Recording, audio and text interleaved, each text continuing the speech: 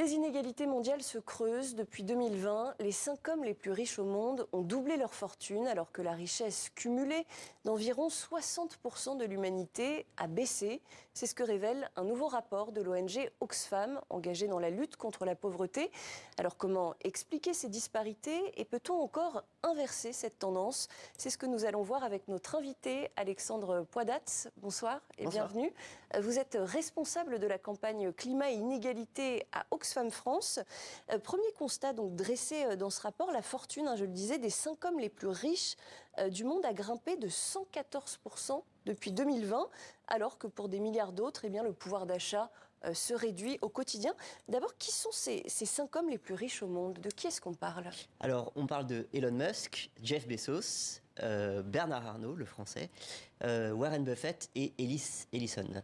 Donc des hommes qui emploient des milliards de personnes aussi. Exactement, à la tête donc d'Amazon, par exemple pour Jeff Bezos, Bernard Arnault de LVMH, Warren Buffett, un banquier, voilà, c'est à la tête de grandes multinationales. Donc. Alors le monde a connu ces dernières années, en particulier depuis 2020, toute une série de crises. Il y a eu bien sûr la crise sanitaire, le Covid-19, il y a eu la guerre en Ukraine, il y a cette crise liée à l'inflation qu'on observe dans de nombreux pays, il y a toutes les crises et catastrophes liées au dérèglement climatique. Qu'est-ce qui fait que ces milliardaires, ils ont malgré tout réussi à dépasser ces crises pour peut-être même en tirer bénéfice? Oui, justement, c'est des profiteurs de crise, on va dire ça comme ça. Alors effectivement, on a voulu regarder depuis 2020, depuis la crise du Covid, parce qu'on pensait que ce serait le moment où on pourrait remettre à plat un système économique qui est injuste. Et en fait, c'est malheureusement l'inverse qui s'est passé. Vous avez cité quelques chiffres. On peut aussi voir que la fortune des milliardaires a augmenté 3 fois plus vite que le rythme de l'inflation. Donc on voit bien la disparité avec le reste de la population qui subit l'inflation. Alors comment on l'explique? C'est notamment par le lien très lié et intrinsèque entre ces milliardaires et les multinationales. Et donc, on a beaucoup entendu parler ces dernières années de super profits, de super dividendes. Et donc, effectivement, les records de super profits de ces multinationales sont en majorité allés dans les poches d'une poignée d'actionnaires, dont une majorité d'ultra riches, au détriment des travailleurs qui voient leur salaire réel baisser à cause de l'inflation et de la planète, puisque, par exemple, si on prend le cas de la France, les deux entreprises qui ont fait le plus de dividendes, qui ont versé le plus de dividendes, en 2023, ce sont Total et BNP Paribas qui continuent l'extraction fossile.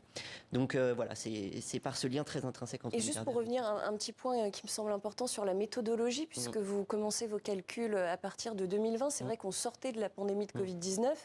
Il est évident que depuis, effectivement, l'activité économique s'est relancée, que les profits ont donc été beaucoup plus importants. Ça ne pose pas de problème, ça, au niveau éthique, au niveau déontologique, de baser son calcul sur la période 2020-2023 ? Oui, je comprends la question. Alors, il se trouve qu'on utilise les données de Forbes pour calculer la richesse des milliardaires et qu'ils ont publié leur liste en 2020, début mars, en même temps que de la pandémie.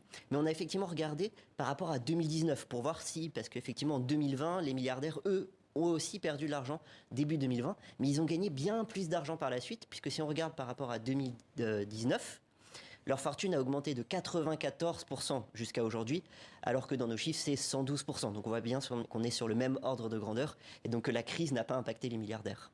Et ce qui ressort, autre point intéressant de ce rapport, c'est que cette concentration des richesses, géographiquement, on la retrouve essentiellement dans les pays plutôt du Nord, de l'hémisphère Nord, l'Europe, les États-Unis.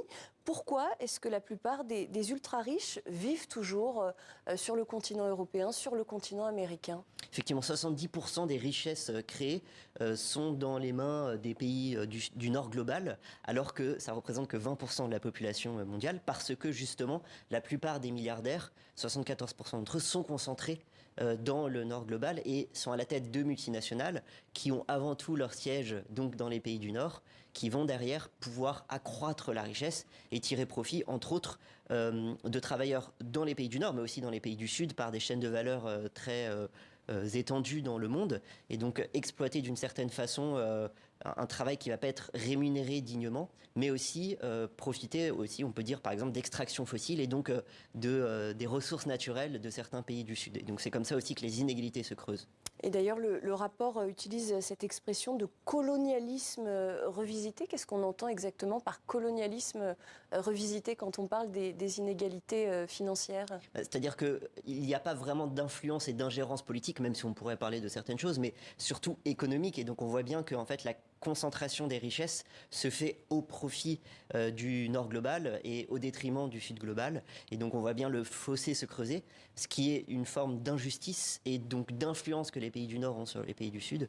D'injustice parce que ces pays du Sud-là contribuent aussi au système économique mondial. Et par exemple, si on prend le cas du réchauffement climatique, ce sont eux qui sont le plus impactés, qui sont le moins responsables des émissions de gaz à effet de serre et qui ont le moins les moyens d'y répondre. Mais pourtant, la richesse va se concentrer dans les pays du Nord. Ils continuent aussi à payer, à rembourser leurs dettes. Voilà, et en plus, avec des problèmes. États du Nord. Voilà, exactement. Et donc, c'est tout un mécanisme, un modèle économique international qui crée des inégalités au sein des pays, mais aussi entre le Sud global et le Nord global. Et donc, vous l'avez dit, par exemple, c'est quand même assez marquant de voir que quand on regarde, il y a 30 pays du Sud il y a 5 ans qui payaient à peu près la même chose pour leur système de santé et pour le remboursement des intérêts de leurs dettes. 5 ans plus tard, aujourd'hui, c'est 60 pays. Donc on voit bien que ces pays-là, ils croulent aussi sous une dette financière qu'ils doivent aux pays du Nord. Et donc en fait, on a un modèle économique qui privilégie des relations économiques purement et pas de solidarité internationale et de coopération internationale qui serait nécessaire pour favoriser l'ensemble du bien-être de la population mondiale. Et vous décrivez à peu près le même mécanisme en France, où là aussi les inégalités entre les ultra-riches et la majorité de la population se creusent. Très concrètement, comment ça se traduit peut-être en quelques chiffres clés pour ce qui concerne la France ? Alors en France, on a aussi la même dynamique puisque 4 milliardaires français ont vu leur fortune augmenter de 87% depuis 2020, alors que 90% de la population française, en moyenne, ont vu leur richesse diminuer. Donc on voit bien que c'est les mêmes dynamiques d'écart entre les deux. Et donc ces 4 milliardaires, c'est Bernard Arnault, on l'a cité déjà, Madame Bettencourt et les 2 frères Wertheimer qui sont à la tête de l'entreprise L'Oréal. Et qu'on voit effectivement sur l'image, qui de fait payent beaucoup plus d'impôts, aussi en France. Alors, ça, c'est plutôt un mythe. On a tendance effectivement à dire ça. Mais il se trouve qu'il y a plutôt un paradis fiscal en France pour milliardaires. Il y a effectivement une forme de progressivité de l'impôt en France, mais jusqu'à un certain seuil, puisqu'il y a une régressivité de l'impôt pour les milliardaires. C'est l'Institut des politiques publiques qui l'a montré, qui est rattaché à Matignon. Pourquoi ? C'est parce que, par exemple, ces milliardaires-là, ils vont payer des droits de succession très faibles, de l'ordre de 5,6% grâce à certaines niches fiscales, là où un Français moyen va payer jusqu'à 45%. Et ils vont aussi bénéficier, par exemple, d'absence de taxation sur la rémunération du capital, puisque c'est comme ça qu'ils s'enrichissent avant tout. Et donc, par exemple, l'année dernière, Bernard Arnault, il a touché 0% d'impôt sur ces 3 milliards de dividendes qu'il a touchés, là où un Français moyen paierait 30% d'impôt.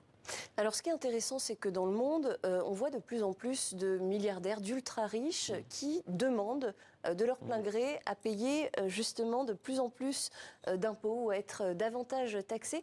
Je vous propose qu'on écoute ces 3 témoignages de milliardaires étrangers et on commente juste après. J'adore être riche.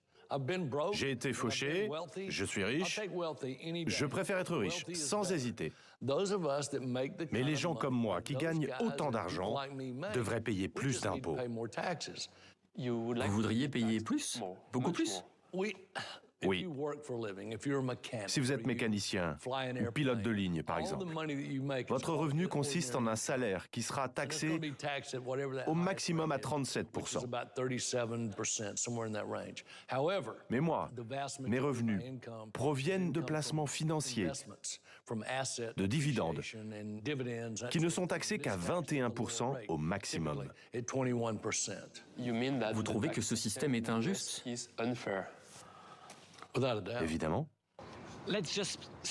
Parlons des impôts sur les successions. En France, en moyenne, on paie 20% sur les héritages. Ça peut être plus élevé selon les montants. Mais visiblement, ce n'est pas la même chose chez vous en Allemagne et en Autriche. En Allemagne, il y a officiellement un impôt sur les héritages. Mais la loi est truffée d'exceptions et de vides juridiques. Résultat, les riches héritages ne sont quasiment jamais taxés. Et en Autriche, eh bien, il n'y a tout simplement pas d'impôt sur les successions. En principe, plus on reçoit d'héritage, plus on devrait être taxé. Mais dans les faits, c'est l'opposé. Plus vous héritez, moins vous payez d'impôts. Et ça n'est pas juste. Voilà, extrait de l'émission Envoyé spécial chez nos confrères de France Télévisions. Ça vous surprend d'entendre ces propos de la part de milliardaires ? Je trouve que c'est plutôt du bon sens. Ça montre que ce qu'on dit, c'est pas de la démagogie. Ça montre que ce modèle économique qui produit des inégalités, les personnes qui en profitent ou qui sont tout en haut de l'échelle sociale, eux-mêmes ont conscience de ça. Il suffit d'être un peu intelligent pour voir la situation. Et donc, en fait, on est dans un modèle où c'est comme les degrés avec le réchauffement climatique, si vous voulez. Ça s'accumule et ça réchauffe. Eh bien, c'est pareil pour les inégalités. Depuis 10 ans, on documente cela du côté d'Oxfam. Et chaque année, ces inégalités vont réchauffer l'atmosphère sociale, vont réchauffer les fractures dans la société. Et donc, c'est plus qu'un enjeu de justice économique, c'est un enjeu démocratique, d'acceptabilité sociale de la population, pour qui c'est insupportable et injuste de voir que des personnes ultra riches paient proportionnellement moins d'impôts qu'eux. Et donc, ces personnes-là font preuve de bon sens. Mais pourquoi, selon vous, ces discours qui montrent qu'il y a quand même une évolution des mentalités, en tout cas une évolution possible, on les entend à l'étranger, beaucoup moins en France? Comment est-ce que vous l'expliquez, vous? On invite les millionnaires et milliardaires français à avoir ce même discours-là. Peut-être parce qu'il y a cette idée assez répandue en France de la théorie du ruissellement. Les premiers de cordée, c'est une expression du président de la République, et où on nous assène très souvent que la France taxe particulièrement fortement les multinationales et les milliardaires. Mais à nouveau, tout cela est un mythe. On a pris des exemples avant, et donc c'est triste de voir que cette idéologie a tendance à bloquer les choses, à faire en sorte que le statut économique ne bouge pas, alors que, en réalité, la France ne se démarque pas plus que les autres pays. Et donc, il faudrait pouvoir rétablir une forme de justice fiscale également en France. On entend souvent, notamment lors des manifestations en France, ce slogan « taxer les riches ». Est-ce que le fait de taxer, c'est la solution? Est-ce qu'il y en a d'autres qui pourraient, selon Oxfam, être mises en œuvre et qui pourraient avoir un impact aussi positif sur cette question de la redistribution des richesses en France? Alors, c'est une solution. Donc, pourquoi taxer proportionnellement les plus riches et les faire payer de façon plus importante pour, derrière, financer des services publics? On a parlé des fractures que alimentent ces inégalités. Il faut financer les services publics avec cet argent pour créer du lien social, pour financer l'hôpital, les écoles et respecter la devise d'égalité qu'on a sur nos mairies, sur nos écoles. Ça, c'est la première chose. Et la deuxième chose, c'est aussi pour financer la transition écologique et pour faire en sorte que le poids de la transition ne repose pas sur les consommateurs les plus précaires, la classe moyenne et populaire, tel que c'est le cas à l'heure actuelle. Donc ça, c'était la première chose. Effectivement, une taxation est nécessaire dans le contexte dans lequel nous sommes. Et la deuxième chose, c'est effectivement qu'il faut aller à la racine aussi de pourquoi ces inégalités s'accroissent tellement. Et donc, on l'a dit tout à l'heure, ces milliardaires, ils tirent leur richesse des multinationales. Et donc, il faudrait aussi une régulation des multinationales pour s'assurer que la répartition des richesses au sein des multinationales puisse profiter également aux salariés, aux travailleurs et à de l'investissement interne au sein des entreprises pour financer la transition écologique. Et ça, comment est-ce qu'on fait concrètement lorsqu'il s'agit de multinationales qui ont effectivement des salariés peut-être dans plusieurs pays du monde, avec dans chaque pays des législations différentes? Qui doit faire pression sur ces multinationales? Et qui en a la capacité aujourd'hui? Oui, on a besoin du retour d'un État protecteur, d'un État régulateur. Si vous voulez, la dynamique depuis plusieurs années, et ce que montre aussi le rapport, c'est une forme de retrait de l'État en faveur d'un marché qui prend toujours plus le pouvoir. Et donc, il faut retrouver un équilibre entre les deux. Et donc, mais si les règles, pardon de vous couper, mais si les règles ne sont pas les mêmes d'un État à l'autre, comment est-ce qu'on fait concrètement? En fait, c'est possible, par exemple, pour l'État français de réguler ces multinationales sur l'ensemble de sa chaîne de valeur. On prend un exemple. En France, en 2017, il y a une loi sur le devoir de vigilance qui a été votée, qui oblige les multinationales françaises sur l'ensemble de la chaîne de valeur, donc aussi auprès de ses sous-traitants dans tous les pays du monde entier, à faire attention aux impacts humains, aux impacts environnementaux. Et donc, en fait, si une décision est prise en France, ça va avoir un effet boule de neige dans l'ensemble de ces pays pour l'ensemble des travailleurs du monde entier qui travaillent pour cette multinationale d'une façon indirecte ou directe. Et l'autre chose aussi, c'est qu'on peut aussi avoir des mécanismes de coopération internationale pour renforcer cela. Donc par exemple, là depuis le 1er janvier 2014, il y a un impôt minimum sur les sociétés, les multinationales, dans le monde entier, qui a été décidé à l'OCDE et qui vise à taxer à minimum à 15% ces multinationales. Malheureusement, il y a quelques failles qui leur permettent de payer moins et aussi un taux de 15% qui devrait être élevé, mais ça montre qu'une coopération internationale est possible. Et une dernière question, il nous reste malheureusement que 10 secondes. Ce rapport, il défend l'idée que l'augmentation radicale de l'égalité doit être la priorité absolue de l'humanité. Oui ou non, ce combat, il doit se mener avec ou contre les ultra-riches, selon vous? Ah bah avec les ultra-riches, la preuve, ils l'ont dit eux-mêmes. En 10 secondes. Eh ben, merci beaucoup Alexandre Poidat d'avoir répondu à nos questions.